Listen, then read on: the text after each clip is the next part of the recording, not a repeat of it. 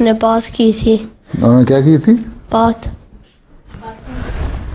की थी। अच्छा, वो छोटे से बात तो तुम छोटे हो, तुम बातें नहीं करते? नहीं, वो उसका मतलब ये नहीं है कि जो बिल्कुल इन्फेंट थे, चंद महीने के थे तो बातें की थी।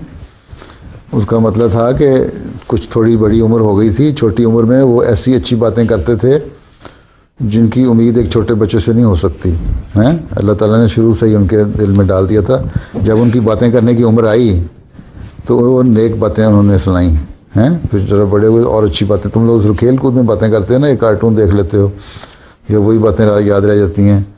उन्होंने बहुत सारी नेकियों की बातें की जिसको देख के यहूदी जो थे, जो दूसरे लोग थे जो इतराज़ करते थे, वो हैरान परेशान हो गए थे। ये मतलब नहीं है कि पंगूड़े में बात कर ली, मतलब है से मुराद ये है, क्रेडल में बात करने से मुराद ये है कि छोटी उम्र में ना अच्छी बातें करने लग गए थे।